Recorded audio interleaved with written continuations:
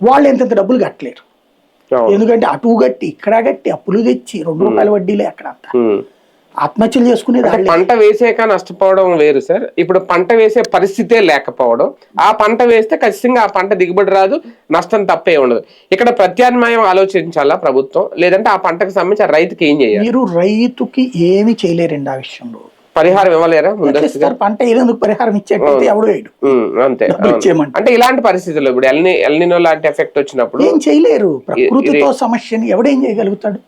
నేను పంట అయినండి ఎల్నినో అన్నారు కాబట్టి మీ డబ్బులు ఏంటంటే ఒప్పుకుంటుందా ఏ ప్రభుత్వం? అప్పుడు అసలు రాష్ట్రంలో ఒక్క ఎకరం కూడా వేయడు, వాళ్ళు పరిహారం ఇస్తారంటే. అంటే ఇలాంటి సందర్భాల్లో వీళ్ళకి బీమా రాదు పాపం. ఇప్పుడు మీరు అన్నట్టు పంట అయిపోతే బీమా రాదు. వీళ్ళు అలాగని ఇప్పుడు పెట్టుబడులు పెట్టి వేసే పరిస్థితి, అంటే వాతావరణ పరిస్థితి అక్కడ అనుకూలించట్లేదు. ఇక్కడ ప్రత్యామ్నాయం ఏం ఆలోచించారు? ఏం లేదు, వదిలేయడమే. లేదా ఆరుతడి పంటల మీద కాన్సన్ట్రేట్ చేసుకోవాలి. కొన్ని ఉంటాయి కదా ఎక్కువ కష్టం లేకుండా ఉండేటటువంటి కందనీను మినువులనీను అట్లాంటివి వేస్తారు కదా, ఎక్కువ వర్షంతో అవసరం లేదు. లేదా బిందు సేద్యానికి సంబంధించిన వాటిలో చిన్న కమతాలోళ్ళు చేయలేరు, అవి పెద్ద కమతాలోళ్ళు అయితే చేయగలుగుతారు. అట్లాంటి చిన్న కమతాలలో ఉన్న వాళ్ళు అవి కూడా చేయలేరు బేసిక్.